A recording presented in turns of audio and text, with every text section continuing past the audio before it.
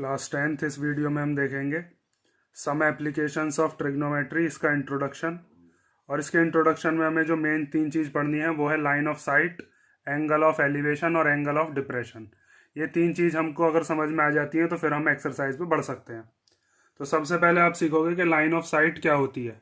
तो line of site का मतलब ये है कि अगर मान लीजिए कोई ऑब्जर्वर है और उस ऑब्जर्वर की आइज़ हैं, तो उसकी आंखों से जो बनने वाली लाइन है, और वो मान लीजिए किसी ऑब्जेक्ट को देख रहा है। वो ऑब्जेक्ट मान लीजिए ऊपर की तरफ भी हो सकता है। मान लीजिए यहाँ पर कोई एक काइट है, अगर वो उस काइट को देख रहा है तो यहाँ पर इसकी आंखों से और इस काइट के बीच की जो ये लाइन है, इसी लाइन को हम क्या कहते हैं? Line of site. ठीक है, कोई भी ऑब्जर्वर होगा, उस ऑब्जर्वर की आंखों से और ऑब्जेक्ट के बीच की जो लाइन होगी उसी को हम क्या कहेंगे? Line of site. अब जरूरी नहीं है वो ऑब्जेक्ट ऊपर हो सकता है वो ऑब्जेक्ट नीचे हो। तो अगर मान लीजिए वो ऑब्जर्वर की आंखें यहाँ पर हैं और वो यहाँ से किसी नीचे की तरफ रखी हुई चीज को देख रहा है। मान लीजिए नीचे की तरफ यहाँ पर कोई एक बॉल है, अगर वो बॉल को देख रहा है तो यहाँ पर इसकी आंखों से और बॉल के बीच में जो लाइन बनेगी उसी लाइन को हम क्या कहेंगे? Line of site. ठीक है, ये चीज आपके समझ में आ गई होगी। लाइन ऑफ साइट क्या होती है? It is the line drawn from the eyes of an observer, ठीक है, टू द ऑब्जेक्ट। अब हम इसको चाहें तो लिख भी सकते हैं। ये क्या होती है? It is the line drawn from the eyes of an observer to a point in the object viewed by the observer. ठीक है, ये चीज आपको समझ में आ गई होगी। अब इसके डेफिनेशन भी मैंने यहाँ पे लिख दिया कि लाइन ऑफ साइट क्या होती है। अगर कोई अपनी आंखों से और ऑब्जेक्ट के बीच में जो लाइन बना रहा होगा वही लाइन क्या कहलाएगी? Line of sight. वो लाइन ऑफ साइट बिल्कुल सामने भी हो सकती है, ऊपर की तरफ भी हो सकती है, नीचे की तरफ भी हो सकती है। अब इस लाइन ऑफ साइट से ही हम क्या समझेंगे? एंगल ऑफ एलिवेशन और एंगल ऑफ डिप्रेशन। मान लीजिए अगर कोई यहां पर ऐसे करके खड़ा हुआ है और उसकी आंखें यहां पर हैं, ठीक है, नीचे की तरफ यहां पे वो खड़ा हुआ था और उसकी आंखें यहां पर हैं, और उसकी आंखों से वो ऊपर की तरफ जब देख रहा होगा, मान लीजिए काइट को ही देख रहा है, ठीक है, तो यहां पर ये तो हो जाएगी क्या? Line of site. इसको क्या कहेंगे हम? Line of site. और इसकी आंखों से ये जो बिल्कुल सीधा लाइन जो बनेगी, इमेजिनरी लाइन कहते हैं इसको हम कहते हैं हॉरिजॉन्टल लेवल। क्या कहते हैं? Horizontal level. और हॉरिजॉन्टल लेवल और लाइन ऑफ साइट के बीच में जो बनने वाला एंगल होगा, इस एंगल को ही हम क्या कहेंगे? इस एंगल को कहेंगे हम एंगल ऑफ एलिवेशन। क्या कहते हैं इसको? Angle of elevation. ठीक है, और ये चीज आप हमेशा ध्यान रखोगे कि जब भी एंगल ऑफ एलिवेशन बन रहा होगा तो वो हॉरिजॉन्टल लेवल के ऊपर बनेगा। जैसे मान लीजिए ये इंसान यहाँ पे खड़ा हुआ है, तो अगर इसको ये पतंग देखनी है तो पतंग देखने के लिए इसको अपना सर ऊपर की तरफ उठाना पड़ेगा। तो जब भी सर ऊपर की तरफ उठाया जाएगा तो वहां पर क्या होगा? उसको एलिवेट करना पड़ेगा अपना सर। इसके लिए कौन सा एंगल बनेगा? Angle of elevation. Horizontal level के ऊपर बनता है। और हॉरिजॉन्टल लेवल के अगर नीचे की तरफ कोई ऑब्जेक्ट रखा हुआ होता, वहां पर देखता किसी ऑब्जेक्ट को, तो फिर वहां पर क्या बनता है? Angle of depression. इसको भी अब हम ही देखेंगे। अभी पहले इसके बारे में हम लिख देते हैं यहाँ पर इसकी डेफिनेशन, कि ये जो एंगल होता है, this angle is formed by the line of site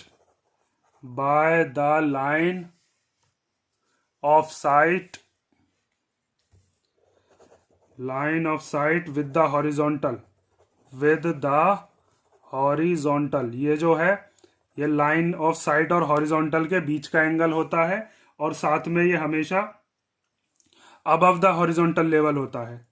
when it is above the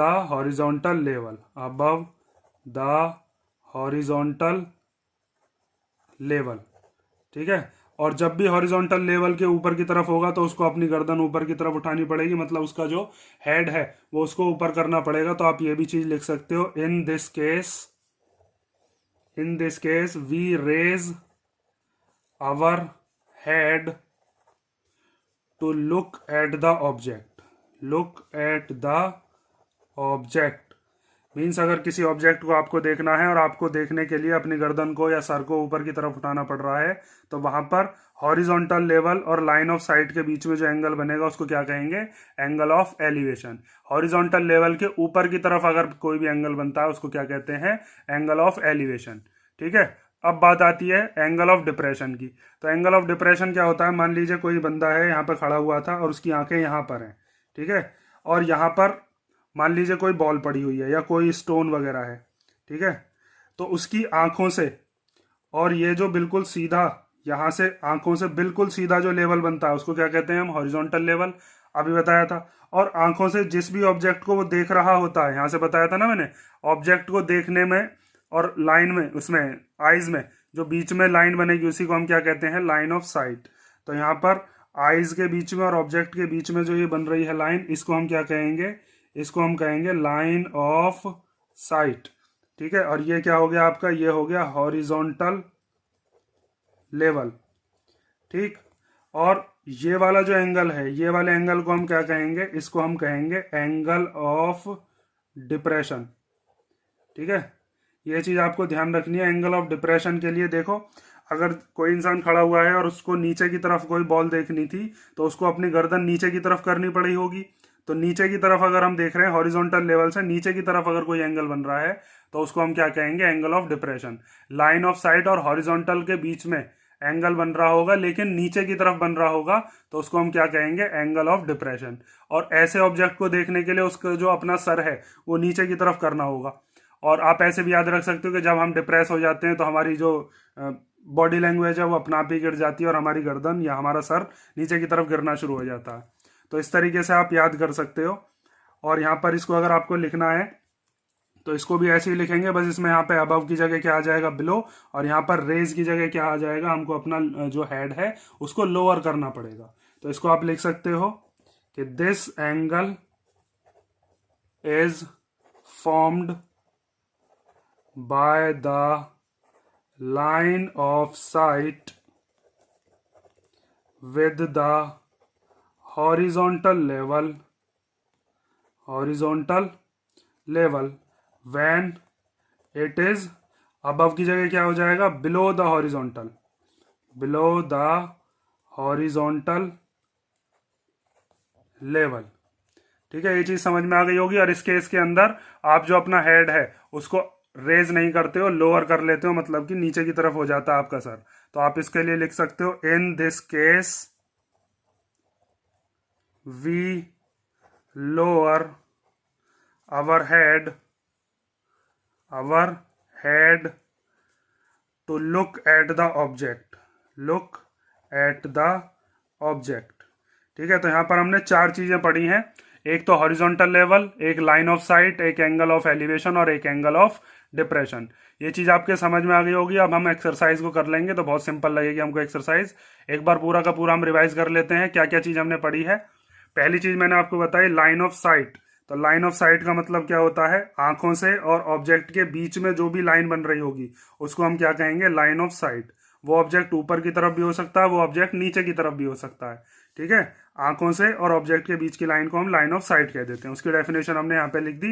it is the line drawn from the eyes. ये वो लाइन होती है जो कि आंखों से, और वो आंख किसकी होंगी? किसी भी ऑब्जर्वर की जो देखने वाला है, to a point in the object. Object में कोई भी हम पॉइंट एज्यूम कर लेंगे और वहां तक जो लाइन बन रही होगी उसको ही हम क्या कहेंगे? Line of site. अब लाइन ऑफ साइट के बाद हम देखते हैं एंगल ऑफ एलिवेशन क्या होता है। तो यहाँ पर जैसे एक एग्जांपल लिया कि यहाँ पे कोई काइट थी, ठीक है, कोई टावर भी हो सकता है। जैसे मान लीजिए यहाँ पे टावर है, टावर के टॉप पे देख रहा हो, ऐसे क्वेश्चन सभी आगे आएंगे। तो यहाँ पर इसकी आंखों से जो ये बिल्कुल ऐसे देख रहा है काइट को, तो ये काइट के बीच में और इसकी आंखों के बीच में जो लाइन है इसको लाइन ऑफ साइट कहेंगे। और आंखों से जो बिल्कुल सीधी लाइन जाएगी उसको हम क्या कहेंगे? Horizontal level. और हॉरिजॉन्टल लेवल से ऊपर की तरफ जो एंगल बन रहा होता है उसको हम कहते हैं एंगल ऑफ एलिवेशन। ठीक है। इसी तरीके से एंगल ऑफ डिप्रेशन क्या होता है? आंखों से नीचे की तरफ अगर वो कोई ऑब्जेक्ट देख रहा है तो आंखों से बिल्कुल सीधा जो बनेगा वो हॉरिजॉन्टल लेवल, और आंखों से नीचे की तरफ जो बनेगी ये क्या हो जाएगी? Line of site. Horizontal level से नीचे की तरफ बनता है डिप्रेशन का एंगल, हॉरिजॉन्टल लेवल से ऊपर की तरफ बनता है एंगल ऑफ एलिवेशन। ठीक है। और इनकी डेफिनेशंस मैंने यहाँ पे लिखवा दी हैं। ये डेफिनेशंस आप एक बार पढ़ लेना, ये कोई एग्जाम में नहीं आती है, लेकिन आपको पता होना चाहिए कि क्या क्या चीज़ें होती हैं। और ये चीज़ आपको याद रखने के लिए भी बता दिया मैंने कि जब हमको एंगल ऑफ एलिवेशन होगा तो हमें सर ऊपर करना पड़ेगा, और एंगल ऑफ डिप्रेशन होगा तो हमें अपना सर नीचे की तरफ करना होगा, तभी हम किसी ऑब्जेक्ट को देख पाएंगे। ठीक है, तो यहाँ से हमारे पास ये इंट्रोडक्शन कंप्लीट होता है। इसमें ये 3 चीज़ें ही आपकी मेन इंपॉर्टेंट हैं। और जब एक्सरसाइज करोगे तो वहाँ पर आपको एक इस टेबल की ज़रूरत पड़ेगी। ये टेबल ज़रूर पक्की कर लेना। ये टेबल कैसे बनाई जाती है इसके बारे में मैं बता चुका हूँ। ठीक है।